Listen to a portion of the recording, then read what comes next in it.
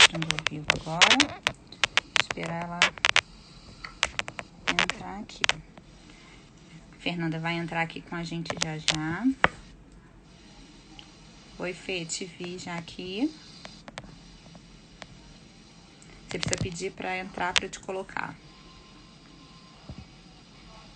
Show.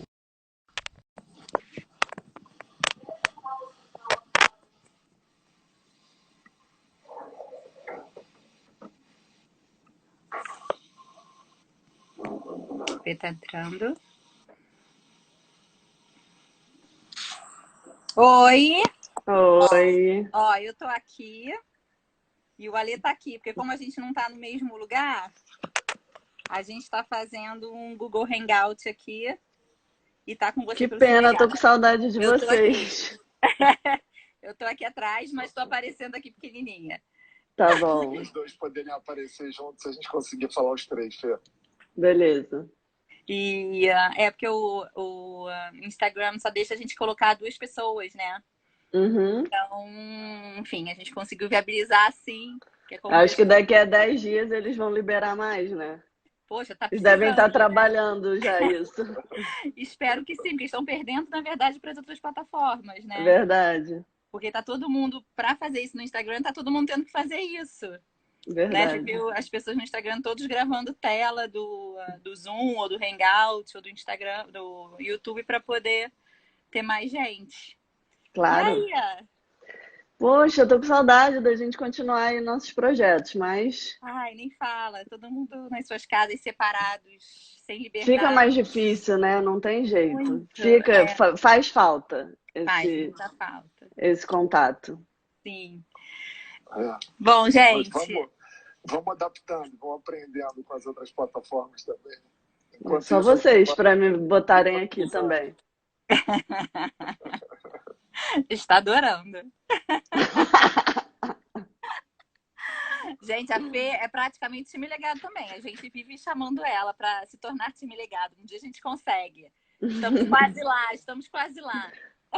Vamos, o primeiro projeto vai sair. Sim, sim. E hoje a gente quis muito trazer você, Fê, para começar nessa etapa das entrevistas. E a gente até quer que você participe também com a gente aqui nas outras, de alguma forma. Mas começar esse primeiro papo com você, né? Que já é super parceira nossa, que já em várias vontades e projetos que a gente já está no meio do caminho, né? Sim, é, quase família, né? A gente estudou junto, todo mundo Sim, mora perto, enfim. sim, Não, o trabalho de vocês é incrível. Vocês são dois estudiosos com muito conteúdo, muita criatividade, que eu me inspiro muito. Tudo também que eu faço, eu sempre lembro de vocês e, e essa vontade da gente realmente realizar alguma coisa sim. Sim, juntos. tá sempre trocando, né? A gente tá sempre juntos, trocando de alguma forma. Até levo meus clientes, né? Olha, ele tá precisando disso, não sei o quê. O que que você acha, Bianca? Vamos almoçar todo mundo junto. Sim, sempre juntando todo mundo, né, Fê? Bom, eu acho legal também a gente apresentar você aqui no Time Legado. Não sei se você prefere que a gente fale, se quer falar. Não, posso falar. Eu estava até refletindo sobre isso, que eu li um texto, né, sobre resiliência. Uma pessoa postou no LinkedIn. Uhum. E de tantos altos e baixos, né, que as pessoas já tiveram, e você para olhar a sua vida, e realmente, né, isso aqui é só essa fase que a gente está passando é um pontinho muito pequeno, perto do que é a nossa vida, do tamanho da nossa vida, né? Eu com 40 anos, a gente vai passar isso por 3 meses. Tudo Uhum. bem, vai impactar muito mais gente, né? Não só a mim, mas a gente vai sair, sabe? De uma forma ou de outra, assim, a gente vai se recuperar. Eu vou contar então um pouquinho, assim, até do que eu já fiz, que eu acho que nem sei se vocês sabem, né? Eu fui fazer engenharia química, né? Depois de estudar com a Lê no colégio. Uhum. Fiz 2 anos de engenharia química, vi que não era aquilo que eu queria, larguei e fui fazer marketing. Na verdade, eu me inscrevi no curso de administração, não formou turma, porque era uma faculdade particular, já entra quem paga, e aí o processo era diferente, que eu fazia engenharia química no fundão. E aí acabou que eu fui fazer o curso de marketing, porque as matérias eram parecidas. E para mim foi a melhor coisa que aconteceu, porque eu abri a minha cabeça, né? Eu era totalmente racional só, e matemática, e fazer marketing foi muito bom para abrir a cabeça para várias outras coisas. Não aconselho ninguém a fazer um curso de marketing, 4 anos estudando marketing. Não acho que tenha a menor necessidade, que depois você faz um curso mais abrangente, que seja administração, economia, e depois você faz uma pós em marketing. Depois disso, era a era das academias, né? Quando eu me formei em 2004, academias bombando, Bodytech abrindo, fui trabalhar em academia. Comecei como recepcionista, era a única vaga que tinha. E não, porque eu me mudei de bairro, então eu não conhecia ninguém, era a única vaga que tinha. Então eu apresentava academia todo dia, né? 50 vezes por dia. Aqui é a sala de musculação, aqui é a sala de spinning, aqui não sei o quê, aqui os diferenciais da academia, era aquele discurso treinado. E aí foi legal porque a gente começou a evoluir nos planos de matrículas, de oferecer promoções, e eu comecei a fazer parte disso tudo. Como eu tinha estudado marketing, eles enxergaram em mim essa possibilidade, né, de me escutar e tal. E aí, vale lembrar, desculpa te interromper, mas que você jogou vôlei também muito tempo, né, Fê? Sim, eu vinha do esporte, e essa academia, não só a parte de fitness, vamos dizer assim, mas eles tinham quadras de tênis. Então, como aproveitar, buscar esses atletas, mostrar ali que a gente tinha esse espaço. Enfim, e aí, assim que eu me formei, eu fui trabalhar na Academia da Praia, a antiga Academia da Praia, que hoje é Bodytech, mas já na área de marketing foi super legal, porque ali eu aprendi a fazer parceria. A gente fazia evento todo final de semana sem gastar um centavo. Então era aquela busca incessante por parceiros, por uma torta, por uma pizza, porque eram festas, não era lanchinho, não. Era Academia da Praia, não sei se vocês lembram, mas eram todos os atores da Barra, da Globo, todo mundo malhava lá, era aquela bombação. Era uma Enfim, época. chopp, enfim, comida japonesa, a gente arrumava tudo, fazia festa de Halloween, fazia tudo na academia. E era aquilo, eu não parava até eu conseguir. Eu falava, eu vou buscar 3 tipos de comida, 3 tipos de bebida e vamos embora. E isso a gente também botou em dia as matrículas da academia, que não tinha sistema, então eles chegavam, os donos eram muito próximos, todo mundo chegava lá pedindo bolsa e eles iam dando, porque obviamente o dono tem que ser o bonzinho, né? Não é ele que tem que falar não. Sim. Quem tem que falar não é a gente. Então aí a gente começou a falar não, falando, então você paga um mês, o outro não, para tentar amenizar um pouco. E aí me chamaram de volta para a academia que eu trabalhava, já na área de marketing. E aí lá eu também fiquei 1 ano, fiz uma pós em marketing esportivo, porque e só se falava de academia, né? Ninguém pensava em clubes e nada disso. Era bombação, né? Aí fui trabalhar nos Jogos Pan-Americanos, trabalhei na Vila, trabalhei cuidando da parte de treinamento toda, alocando as equipes todas nos locais de treinamento, agendando horário, enfim, atendendo todas as delegações ali no centro, na Vila. Então, eu era o hub de informação de tudo. Tanto que tem várias histórias engraçadas, uma delas que na cerimônia de abertura, eu sou uma pessoa mais tímida. Assim, tímida, eu digo, eu não sou de festa, de nada disso. Não, eu não sou de festa, nada disso. Então, assim, tinham pessoas que faziam mais questão de ir na cerimônia de abertura. Eu falei, então, galera, a gente dividiu o time. Eu falei, podem ir, eu fico aqui na Vila, o que precisar, eu tô aqui. E aí chegou o time de beisebol, eu não lembro se era do México e tal, e eles falaram, a gente vai sair da Vila. Eu falei, mas por quê? Ué, porque a gente não pode trazer bebida, não pode trazer mulher, a gente veio pra cá pra isso. Tipo, no Uhum. nosso país a gente é profissional e a gente ganha muito bem e a gente quer fazer isso. Eu falei, cara, e agora? Eu sozinha naquela vila, não tinha ninguém lá, todo mundo curtindo a cerimônia de abertura. Falei, não, senta todo mundo aqui, imagina, o time todo. Eu botei sentado no paredão, falei, ninguém sai. Aí eu tive que mostrar para eles tudo que eles iam perder saindo da vila. Ó, vocês saírem da vila, vocês não vão mais ter transporte, não vão ter comida, não vão ter, não vão ter segurança, enfim. Mas é Dando uma uma opção. E ele, conscientizada, né? Tentando e isso conscientizar o atleta desde essa época. exatamente. E eles saíram. Eles foram para um hotel em Copacabana Eita. para curtir os Jogos Pan-Americanos do jeito que eles queriam, mas tudo Uhum. bem. E ali, dali eu trabalhei já no segmento automotivo, fui corretora de imóveis, até em 2010 fui parar na CBV. Uhum. Comecei no vôlei de praia na área administrativa, que Uhum. estava um pouco bagunçado. Então eu comecei a organizar tudo, pagamento de todos os atletas, de todas as premiações, enfim, fazer papelada mesmo. Uhum.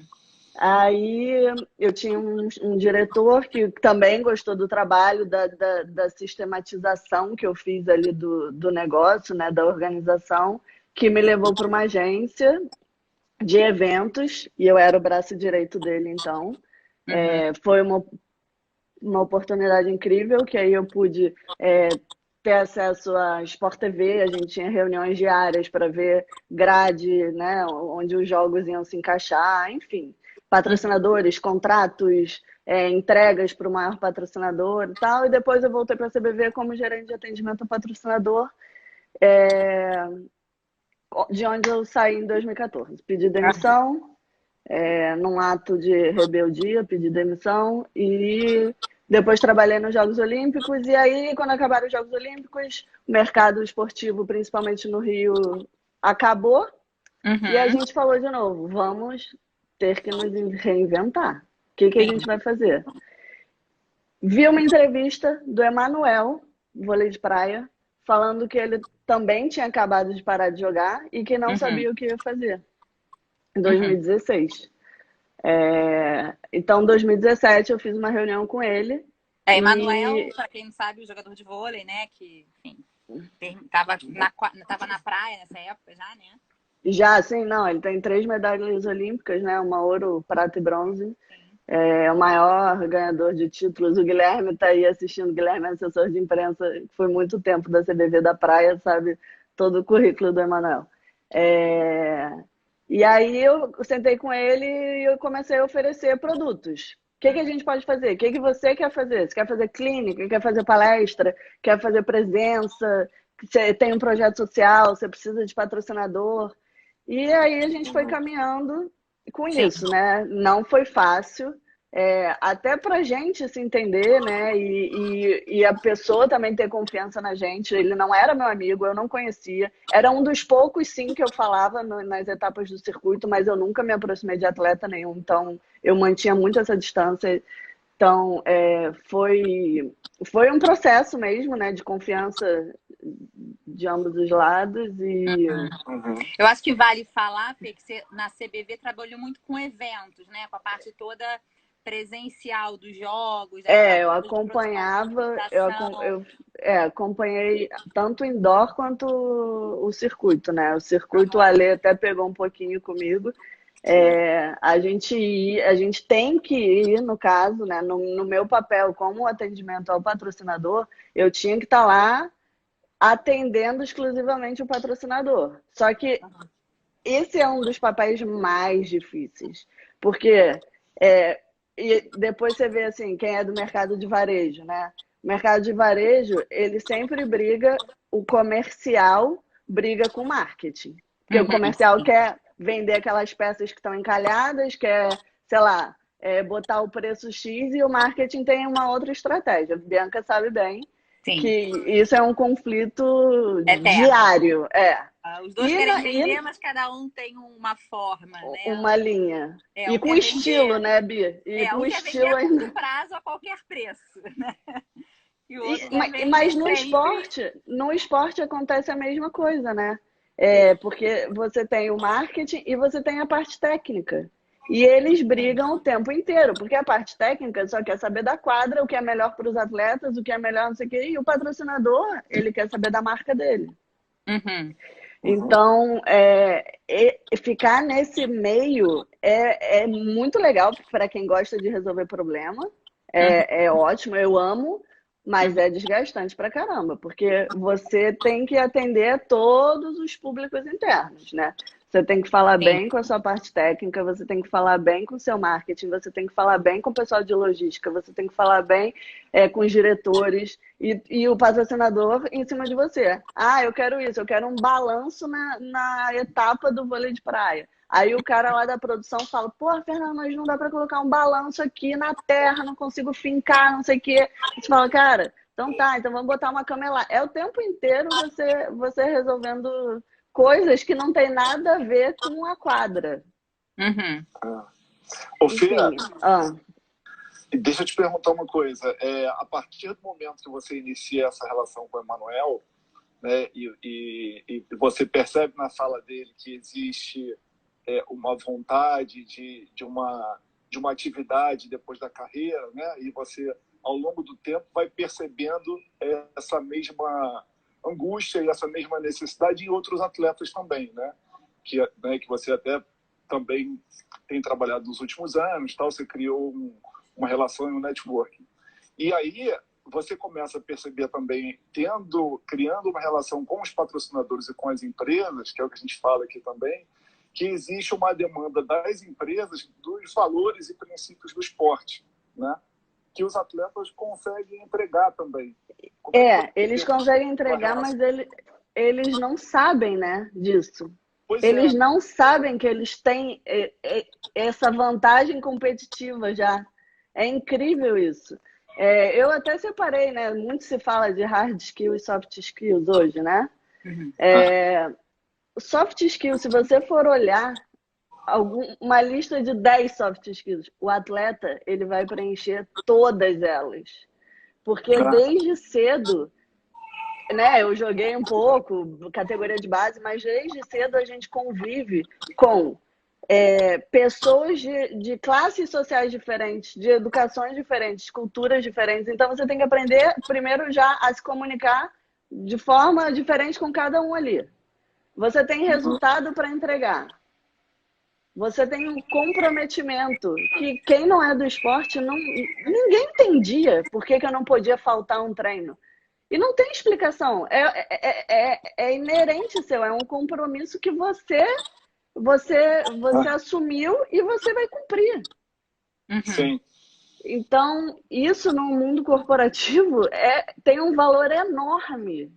E que para eles é tão natural que eles não conseguem entender que isso é um diferencial já para eles. Uhum. E, obviamente, isso é uma questão. Ele não vai sair, né? Assim, no caso, eu acho errado isso, tá? O atleta, né? E a gente pode falar de atletas campeões olímpicos, não sei o quê, a maioria das vezes, eles param de jogar e eles assumem cargos muito altos numa empresa. Porque eles são reconhecidos, eles têm um nome muito forte, mas não necessariamente eles estão preparados para aquilo. Pois é, ao mesmo tempo, quando ele muda de atividade, ele precisa de outras habilidades também, né?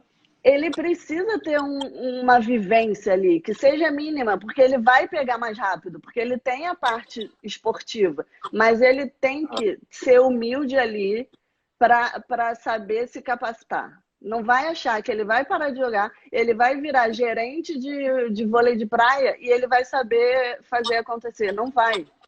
E ali as pessoas estão esperando tanto dele que qualquer erro dele vai ser muito mais grave, porque as pessoas veem ele como um ídolo, né?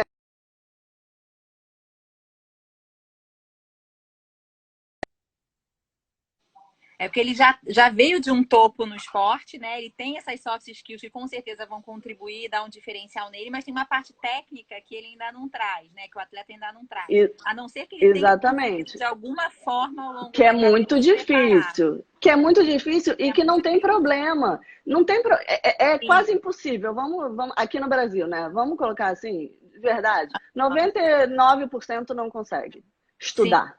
Enquanto está no alto rendimento. Ele consegue estudar já quando ele já botou na cabeça dele que ele vai parar de jogar.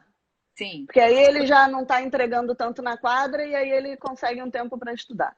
Quanto ele está ali no alto rendimento, disputando vaga, querendo Olimpíada, esquece. Então, ok, mas que ele tenha, junte esse dinheiro e ele tenha esses 2 anos que hoje, gente, né, uma faculdade à distância, não precisa. Sim, ir lá, né, estudar economia, né, na melhor faculdade que existe. Não, vamos lá, vamos... A não ser que ele queira, óbvio, mas assim, a curto prazo, né, para ele começar, para ele entrar no mercado. Ele vai lá, faz um curso à distância em 2 anos, e nesses 2 anos, que ele seja voluntário, que ele seja um estagiário. Óbvio que não precisa ter esse nome, porque... Enfim, ele não tá, né? O cara é um campeão, ele não vai querer... Mas que ele seja um consultor, que ele esteja ali, faça parte de uma comissão de atletas, que ele já vai aprender muito. Sim. Ele já vai começar a se inserir no mercado, entender como é uma confederação. E aí começa isso. Ah, mas não tem vaga para todo mundo, não tem isso, não tem... Óbvio que não, em nenhuma profissão. Você acha que todos os engenheiros formados saem de lá e arrumam um emprego? Não! No esporte vai ser a mesma coisa. Sim. E assim, tem uma coisa também que, assim, às vezes existe uma recusa, né, dessa colocação num papel de aprendizado para ir a um outro mercado onde subentende-se que o risco de exposição é menor, onde ele vai começar muito mais atrás do que ele começaria. Sim, você diz dele abrir um próprio negócio. Sim, por exemplo. O Renan sempre fala isso, e ele tá certo, né? Assim, o cara, eu gosto muito de comer o hambúrguer daquele lugar, vou abrir uma hamburgueria. Não, cara, você vai se ferrar, entendeu? Você vai rasgar o seu dinheiro, porque você não entende disso. Vai no que você entende e que você tem uma vantagem em relação a isso. E aí a gente pode listar aqui números. O cara pode ser um supervisor de time. Sabe quanto ganha um supervisor de time hoje? Ele ganha 15 mil reais. Tá ruim? 15 mil reais para você começar uma profissão que você vai saber o que fazer? Exato. Já dentro de um mercado que você tem experiência que você gosta, né? Que a princípio você pode ser árbitro, você pode ser delegado técnico. Delegado técnico ganha bem, cara. Você vai ali juntando jogo, você vai ganhando. Enquanto isso, você está lá estudando, você está se capacitando. Não adianta ficar chorando, sabe? Que não tem espaço, que não tem isso. Porque o cara já quer... Porque o cara vê, o atleta vê lá, o presidente da confederação, ele só faz merda, ele não entende nada, não sei o quê, e ele quer assumir a presidência. Ele não se vê lá embaixo. E aí ele tem que ser... Oi, Léo. Léo é um puta exemplo, né? Léo tá aí, Léo técnico do Botafogo, agora tá na seleção. Porra, Léo foi atleta de alto rendimento e aí é isso, se capacitou, tá fazendo um trabalho incrível. Não adianta, não é de uma hora para outra, sabe? Nada vai cair no colo, né? Eles têm que... E eles têm que entender que eles têm essa vantagem, que na hora que ele for ser um estatístico, ele já não precisa entender do jogo, porque ele já sabe, ele só precisa aprender o sistema. Se ele for um nutricionista, ele já sabe como o corpo dele funciona. Ele precisa entender da anatomia, enfim, né? Ele tem que achar ali alguma coisa que ele vá tirar o proveito desses 20 anos. A transição é árdua. Mas é árdua também dentro do esporte, né? Cada novo jogo, cada novo campeonato também tem esse esforço. Eu acho que uma mudança. A vida do atleta, e isso eu posso falar um pouco, não porque eu fui atleta não, mas eu tenho atleta dentro de casa, tenho atleta da família. A vida do atleta é muito confortável. Eles treinam, eles abdicam de muitas coisas, mas eles têm tudo na mão. Tá? Um atleta de um time estruturado, vamos colocar assim também. Não estou falando Mas ele recebe por WhatsApp que horas ele tem que acordar, que horas é o jantar dele, que horas ele vai tomar banho, que horas é a fisioterapia. Ele não tem que correr atrás de nada. Ele tem que só estar pronto com a cabeça ali para jogar.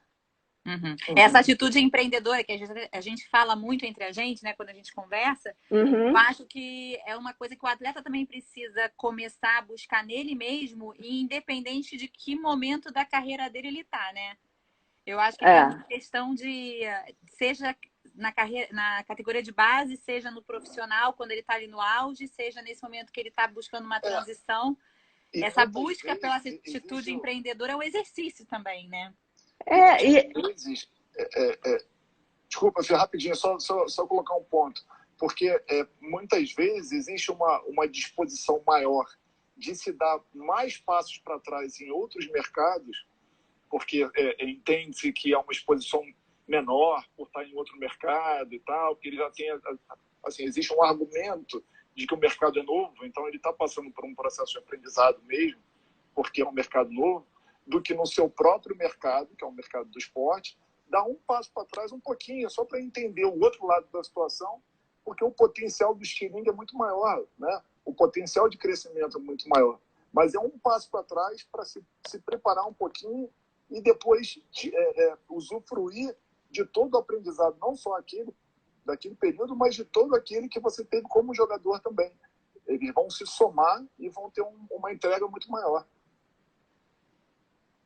Não, e até em questão financeira também, não adianta. Eu lembro, assim, quando eu comecei a trabalhar, o Léo, se estiver aí, vai até rir também.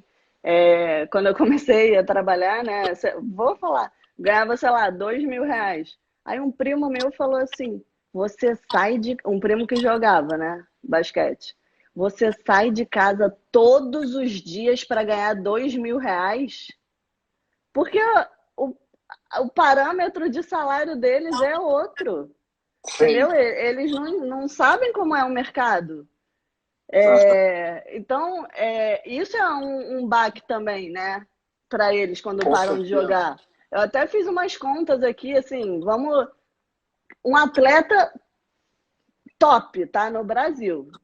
Atleta top no Brasil ganha entre 100 e R$ 200.000 por mês. Isso é top, top, top. E antes da crise, tá? Porque agora tudo mudou. Vamos diminuir bastante isso aí, mas 100, R$ 200.000 por mês. E aí, durante 20 anos de carreira, né? Se você botar uma média de 50 mil por mês, por 20 anos de carreira, você poupando 40% do seu salário, que é o recomendável, que quase ninguém faz, você vai ter 6 milhões quando você parar de jogar. Isso te rende 1%, 2%, mas vamos botar 1% bem conservador aqui, R$ 60.000 no mês. Isso você paga, geralmente, um aluguel de R$ 15.000, né? Porque você vive numa casa, ou enfim, você já se descapitalizou para ter a sua casa de 900 mil, 1,5 milhão e tal. Então, assim, com R$ 60.000, você pagando aluguel, pagando toda a escola da sua família, ajudando a sua família indireta, não a sua família direta, porque a maioria dos atletas ajudam mãe, vó, enfim, todo mundo recorre a ele, para você viver bem, para você viajar, para você ter seus funcionários, enfim. Vai cair o padrão, entendeu? Então, o dinheiro precisa continuar entrando, ele precisa de um plano de aposentadoria. Aqui, o Léo tá falando aqui. Não, eu tô dando um exemplo top. E aí, isso 60 mil, se você começar, tá, então beleza, não é o tão top, a metade, que vai ganhar 30 mil por mês, ou o outro, que vai ganhar 20, já era, 20. Ó, gente, tô falando assim, 20 mil, né? É um bom salário no Brasil e tal, mas eu tô falando comparado ao que eles ganhavam. Sim, você tá fazendo um comparativo do aumento salarial dele no auge com o que vem depois, né? Eu acho que o que você tá querendo dizer é que mesmo o cara mais top do top, em algum momento ele vai ter que colocar a mão na massa e trabalhar, né? E se colocar de alguma forma. Pois e quanto antes ele se prepara, aqui, ó, o Léo... isso melhor. Ó, o Léo escreveu aqui, ó. É, Parei de jogar e fui dar aula em escola, 36 horas aula, ganhava R$ 3.200 por mês. Imagina um cara que ganhava quase 20 mil, enlouqueci. 25 mil reais por mês e de repente, porque é de um dia para o outro, você para de jogar aqui, acabou, não entra mais. Era festa. Exato.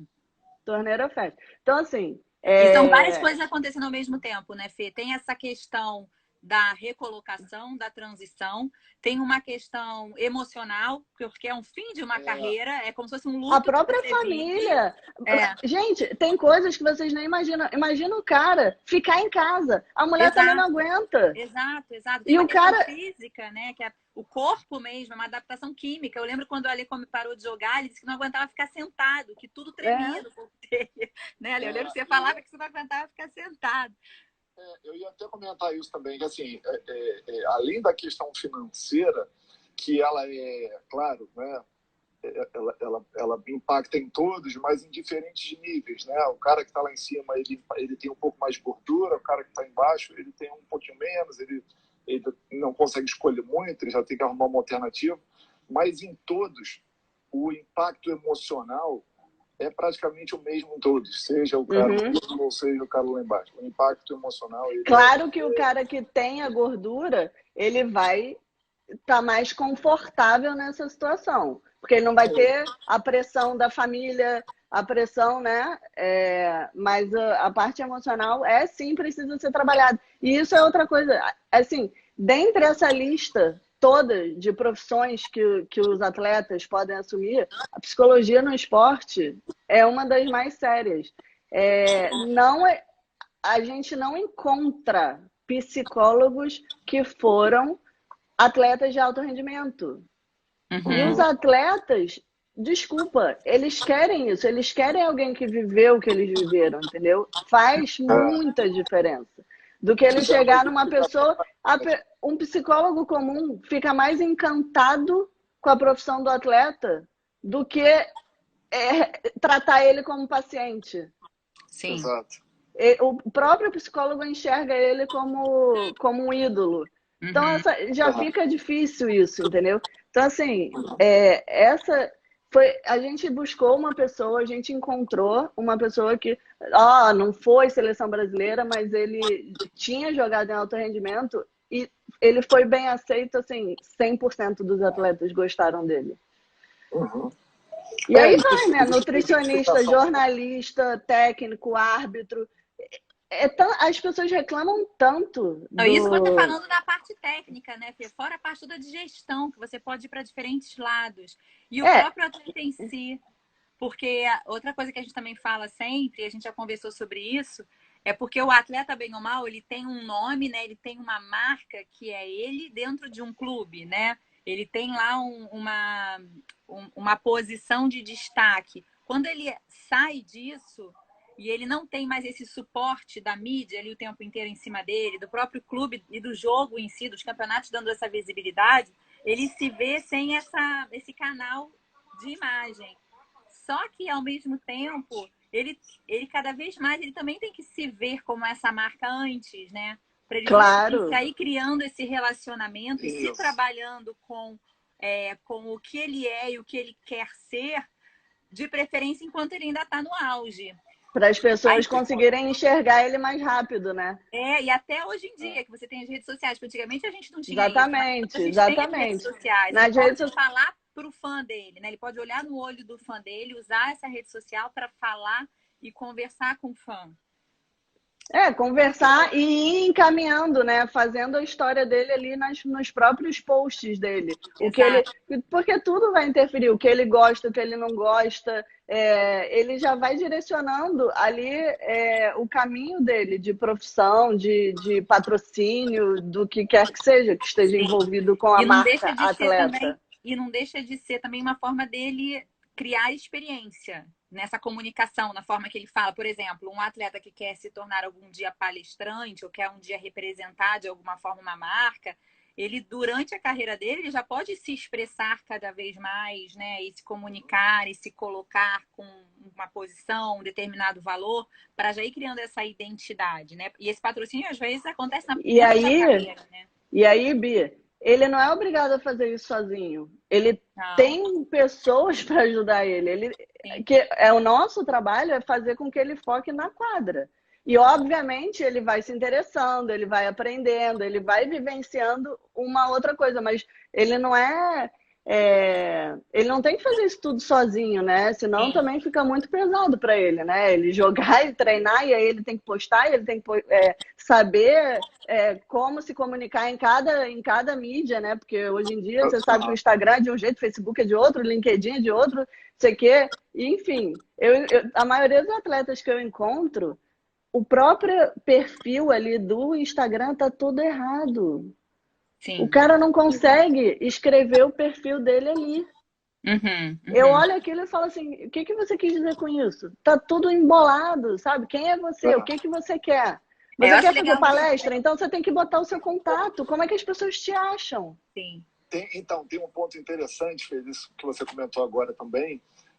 A gente Peraí, volta deixa eu só dar oi. Ó, tá a Camila. Camila, pô, foi super atleta também, mora lá no Chile, se reinventou. Hoje é técnica de vôlei de praia lá no Chile. O Rafa tá aqui também, trabalhou comigo nos Jogos Olímpicos. A gente tem muita história. Rafa é um puta gestor de equipe, foi incrível. Legal. muito legal, muito bacana. Obrigado pela participação de todos. Uhum. E eu estava comentando esse ponto que você falou, Fia, sobre os atletas e como eles estão hoje representados, identificados ali nas diferentes mídias, né? A gente, de vez em quando, fala de um atleta, fala de outro e tal, e às vezes de algumas determinadas modalidades que é mais difícil encontrar informação nas mídias tradicionais, para a gente conhecer um pouco mais do perfil de cada um. Quando a gente entra no próprio perfil dos atletas, muitas vezes não tem as informações básicas que deveriam ter até para as pessoas conhecerem um pouco mais. E ninguém melhor do que os próprios atletas para descreverem um pouco mais das suas conquistas, Da sua história. e tal. Eu comecei a fazer um trabalho com atleta. Eu comecei a fazer um trabalho com atleta e eu falei assim, mas e aí, você tem o seu mini currículo? Não. Falei, tá bom, então é o seguinte, eu vou buscar no Wikipedia e aí eu te mando para você só acertar. Mas assim, ele já parou de jogar, mas ele não tem o material. A gente não tem que ter um currículo, né? Se a gente quer um emprego, a gente tem que entregar para a empresa. Todo mundo tem que ter isso. Sim. Ali dividido, assim, quais são as habilidades dele, enfim. E assim, eu tenho visto que a indústria toda, se você for ver todas as mídias novas, né, as agências, tudo que está acontecendo, todas as inovações na indústria, elas elegem o atleta, todas essas plataformas novas com streaming, OTT e tal, elas elegem o atleta como personagem principal. Elas buscam sempre no atleta os depoimentos, as cenas de bastidores e tudo mais. Então, assim, todas elas captam e absorvem o conteúdo do atleta. Mas muitas vezes o próprio atleta não consegue enxergar nele mesmo o valor que os outros estão enxergando, né? E a indústria inteira, você vê, o investimento que um clube, por exemplo, faz na formação todos os anos de um atleta, né? Esse cara não seguir na indústria do esporte, mesmo depois dele parar de jogar, é uma pena, né? Não só para ele, mas como para a indústria inteira, que poderia aproveitar esse cara em outra função. Ele já está educado ali dentro, ele foi formado com aqueles valores. Sim. E ele pode entregar muito mais do que simplesmente performance. Ele tem muito mais coisa para entregar depois. Acho que vale dizer que até a ideia do time legado nasceu um pouco dessa questão do legado, né? Que a gente acredita muito que o legado é o atleta, o legado do próprio esporte. Então, é justamente o atleta, né, dentro dessa atitude de empreendedorismo, de se colocar, principalmente se manter dentro do esporte. Não saindo, né, como a gente estava falando, ao invés de ele buscar esse desenvolvimento em outra carreira, faz muito mais sentido ele ficar ali por ele e pelo esporte, porque o esporte só vai crescer pelo próprio atleta. O resultado dele vai ser mais rápido, tanto financeiro quanto até o retorno, né, dele. Profissional, sim. Profissional, né, Fê? Isso, no meio dele vai ser... E assim, eu fico triste se você olhar dentro das confederações, grande parte não tem atleta lá dentro. Não sei, não conheço o futebol, tá?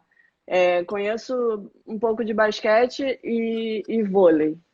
Não tem pessoas que foram atletas. Não estou falando que é uma regra que tem que ser, mas vamos colocar em uma porcentagem, vai, que 60% poderia ser. Aham, Que as com pessoas certeza. têm a paixão por aquilo ali. É diferente de uma pessoa que está ali que poderia trabalhar em qualquer outra indústria, uma indústria farmacêutica, para ela tanto faz, Uhum. Não, né? sem Que dúvida, o atleta ele tem muito mais a contribuir para o esporte. Estando aberto e se preparando, né, com essas skills complementares, ele tem muito mais a contribuir do que qualquer outro profissional que venha de fora que não tenha vivido aquilo. E ele vive isso desde criança, né? Ele cresce dentro do Pois esporte. É é, muito é uma diferente, vida é uma vida inteira. inteira, é. E ele é a melhor pessoa que sabe justamente respeitar e se comunicar com outro atleta, estimular outro atleta. eu até assim, vejo alguns atletas também que quando param de jogar, ai, não quero, não consigo nem mais ver jogo de vôlei, não consigo nem mais ver isso. Uhum. Eu acho que faz parte até também. Até É um um intervalo, luto, né? Eu acho que né? é como umas Vamos férias. dizer assim, é um luto ali, né? Que ele É, precisa viver aquilo ali realmente. Mas aquilo vai voltar. sim, Vai sim. passar 2 anos, ele vai voltar. Ele pode não ter vontade ali de estar na quadra se matando, suando, mas aquele ambiente dele entrar num ginásio, aquele barulho da bola, ele vai sentir aquilo, entendeu? Só se Aham. ele tiver uma experiência muito, muito ruim e tal, um trauma, mas Um se trauma. não, senão ele vai querer passar, É viver porque isso, a entendeu? história dele está muito ligada, né, com aquilo. A história da vida dele. É, O E a maioria, caráter de foi novo, não é só formado o ali, trabalho, é né? quase uma lavagem cerebral, né, cara? Faz parte é, tanto quanto a família dele. Porque se você vai para o esporte desde pequeno, e a maioria dos atletas, a maioria dos esportes você começa muito cedo, né? Você passa a vida ali. Você não é só uma coisa de trabalho, é a sua vida mesmo, né? A sua história. é, Então, faz todo exato. sentido. E você com certeza tem muito a somar e muito a contribuir quando você É, sai de dentro da quadra ou de um campo, enfim, da piscina, é. independe da sua modalidade, né? E assim, é claro que também não vão ser todos, e nem existe espaço para todos, porque a quantidade né, de atletas que são formados em cada modalidade são muito grande. E vai existir uma competição da mesma forma que existe a Sim, competição no de mercado. performance durante a carreira, ela é normal depois da carreira. E quanto à Claro, competição, ela quantos é atletas normal. ganharam medalhas olímpicas? Porra, Pois é, 1%? exatamente. 0,1%? Exatamente. Então, Aqui, o todo esse Garrido. processo ele é saudável. Alguém Mas comentou aqui. não É aparece. O Garrido foi, pô, super atleta de vôlei de praia também, jogou o circuito mundial, jogou. É que ele é mais velho que eu, né? Mas aí. Mas hoje, então, ele é casado com a Camila, né? Eles trabalham no Chile. Ele fez parte da delegação do Chile, que jogou aqui o Rio 2016. Se não me engano, o Garrido pode até. Primeira vez, eu acho que o Chile veio para os Jogos Olímpicos no vôlei de praia. Não tenho tanta certeza, mas ele fez um trabalho incrível. E aqui ele está falando que o ex-atleta com certeza vai vestir, enxergar muitas vezes formas de desenvolver a modalidade do que uma pessoa que nunca vivenciou aquilo. Com Sim. Com certeza. certeza.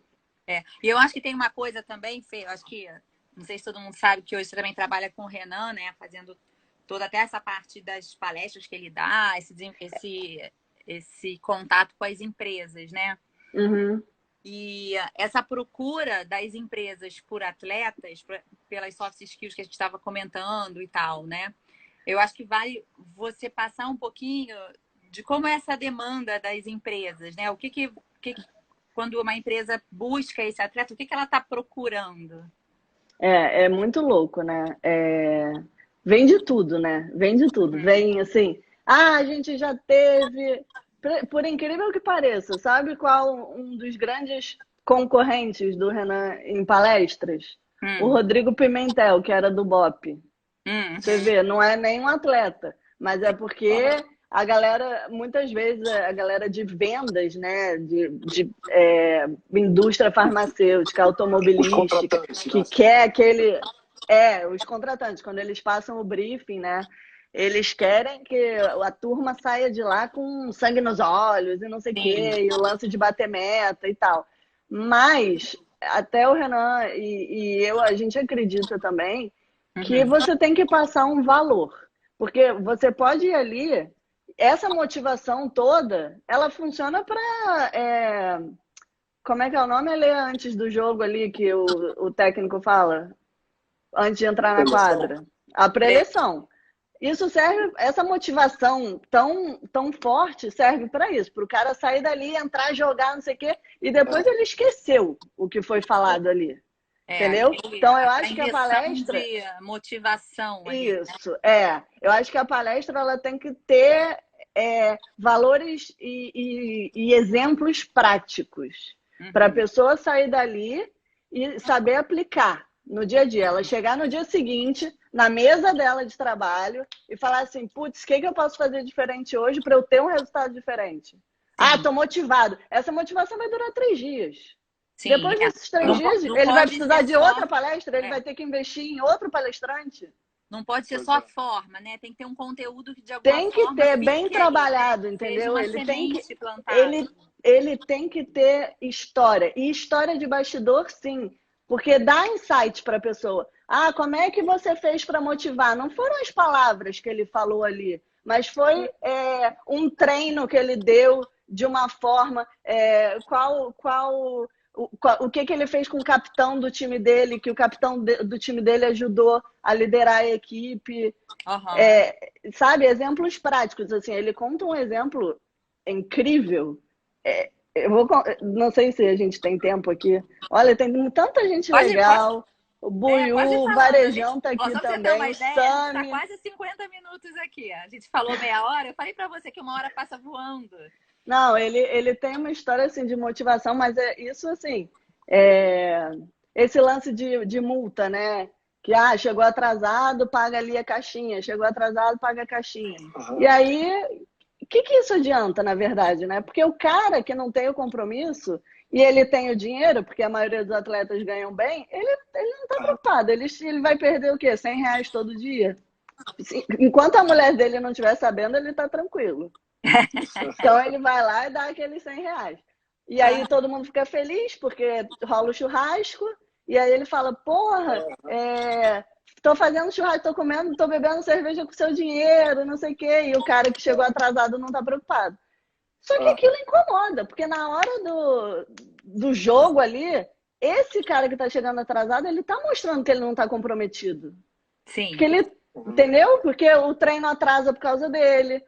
O técnico começa a falar e ele não tá lá, ele prejudica o fisioterapeuta que tem que fazer. Enfim, tem um monte de gente envolvida que ele tá atrapalhando. Claro, então, aos pouquinhos isso vai tendo um peso maior, né? Exatamente. Então ele chegou pro atleta dele e falou sobre a multa e o cara falou, mas eu não tô pagando a multa, qual o problema? Aí ele falou, cara, eu tenho que mudar isso. Ele virou e falou assim, olha só, quando ele chegar atrasado, todos os outros vão pagar a multa. Você não precisa mais pagar a multa. E aí o time mudou. Aquela alegria pelo cara pagar a multa acabou, entendeu? Todo mundo. E de um dia para o outro o cara passou a chegar no horário. E não era aquele atraso de 2 minutos, 5 minutos que, pô... Sim, era falta né? Exatamente, era uma falta de responsabilidade. Então é só você mudar um pouco a visão das coisas, né? Se aquela pessoa, enfim, não está te entregando, qual a saída que você vai ter para aquilo? Não, a motivação não vai ser para sempre. Então você tem que criar os atalhos para achar a solução ali dentro do seu time, né? Enfim, saber perder. O Renan fala muito, porque no esporte a gente aprende a se recuperar muito rápido, né? Porque a gente... Vamos dar um exemplo de torneio início, que é uma coisa que a gente tem no pré-mirim. Você tem 11 anos, 12 anos ali, você vai jogar o torneio início. Torneio início, você tem 12 jogos no dia. No mesmo dia, né? No mesmo dia. Então, você perdeu você já tem que estar pensando no outro. Sim, não dá tempo. Aquele já passou, não dá tempo de sofrer. E nas empresas, isso tem que acontecer, entendeu? O atleta, imagino que as palestras também tenham muito esse tom, né? E agora, a gente até vai amanhã na live de amanhã falar sobre isso, sobre o mundo VUCA. O que está acontecendo? Que se fala muito em mundo VUCA, Sim. Que é justamente esse mundo mais incerto, mais ambíguo, mais volátil, enfim. E esse momento que a gente está vivendo agora, né? Ele é um VUCA potencializado, ou seja, a gente virou uma chave que a gente acelerou todas as transformações com esse vírus, com essa história toda, né, do coronavírus e tal. Então, o que já vinha sendo uma tendência no mundo, né, de ser um mundo mais volátil, mais incerto e tal, agora ele se potencializou. E essa busca por essas skills, que justamente as empresas já vinham buscando nos atletas, nessas palestras e tudo mais, agora, mais do que nunca, essas competências, essas skills vão ser mais importantes do que nunca, porque é o atleta que está pronto para essas grandes mudanças, essa rapidez de adaptação, saber perder Exato. o seguinte, tá adaptar. Outra coisa também. Fala, Lê. Não, eu ia dar uma sugestão, porque a gente está chegando a 1 hora de live agora.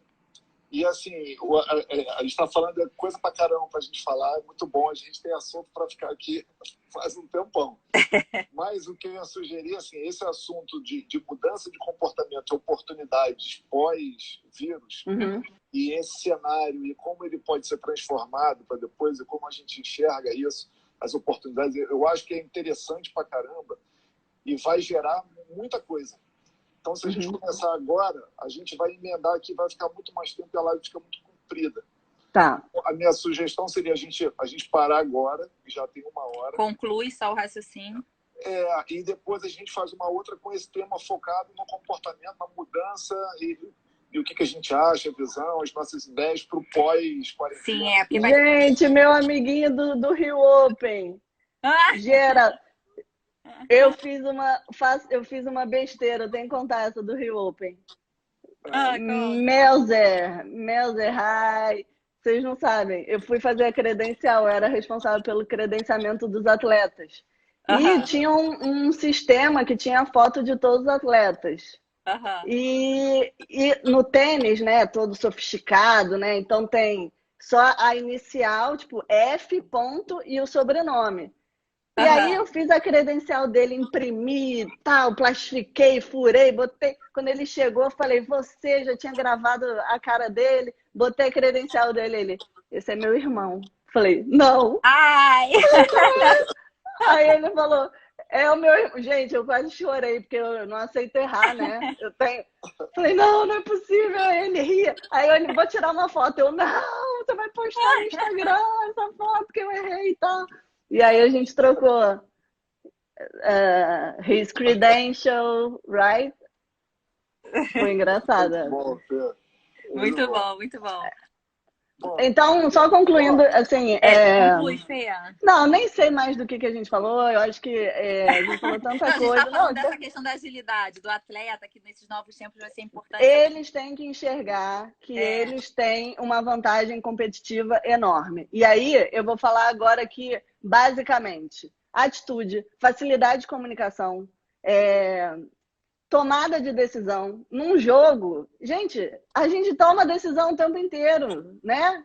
Para quem a gente vai jogar a bola, para quem não vai. E uma pessoa que não é do esporte, rápido, não tô falando. Rápido e sob pressão. Pô, empatia, você tem que agradar as pessoas, você não pode ser aquela pessoa antipática, porque senão ninguém vai te passar a bola. A sua disciplina, resiliência, você aprende desde cedo. Nem todos, né? Mas a gente sabe que existe. E em algum momento, essa ficha vai cair. E outra coisa que eu sempre falo, assim, esse lance de aprender a se comunicar com muita gente, com pessoas muito diferentes, de mundos muito diferentes, né? Eu tinha as pessoas que moravam na favela e tinha a menina que ia treinar com motorista. Sim. É muito surreal isso. E você tem que saber qual história você pode contar para cada uma. Porque não adianta você falar que foi para Disney pra garota que mora na favela, que é uma puta sacanagem. Um cuidado, né? Você tem que saber como abordar cada um. E aí, eu parei para pensar que eu estava montando a palestra da Fabi, levantadora. E aí a gente falou, pô, da onde vem essa facilidade? Ela vem de uma... Não é a comunidade, mas ela vem de um bairro mais pobre, né? De onde vem essa facilidade que ela tem de falar, de se expressar? Porque ela virou líbero e não só pela técnica, mas pela atitude, pela postura que ela tinha. E pela Aham. facilidade de posicionar. Quem era entrevistada era ela, depois dos jogos, né? Então, por que também?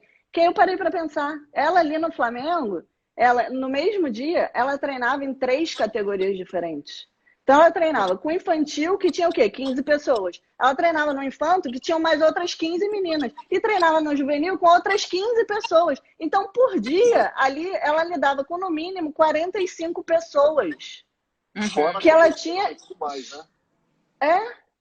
Que ela tinha que saber lidar com essas 45 pessoas. Que 10 queriam a posição dela.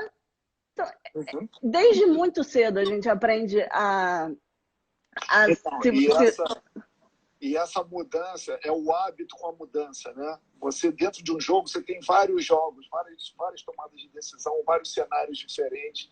A gente está muito habituado com isso o tempo inteiro, desde muito cedo, né?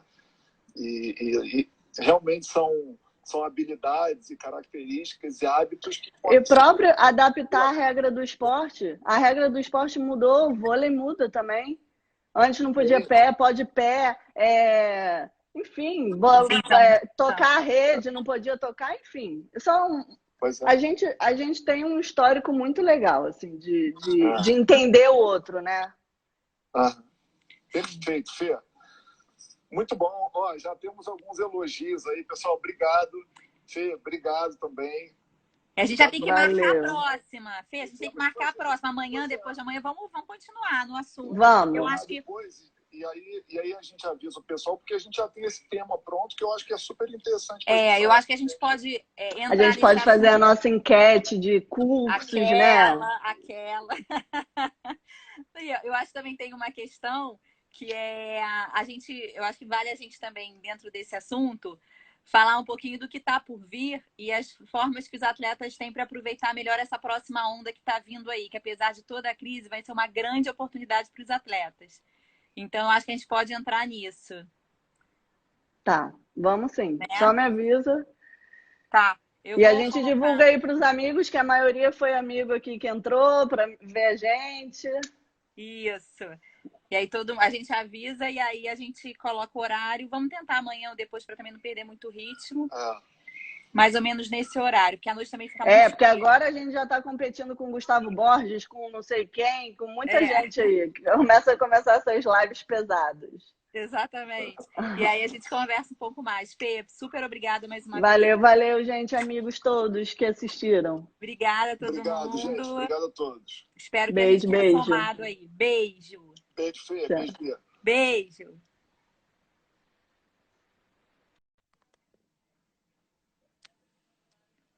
Encerrar aqui.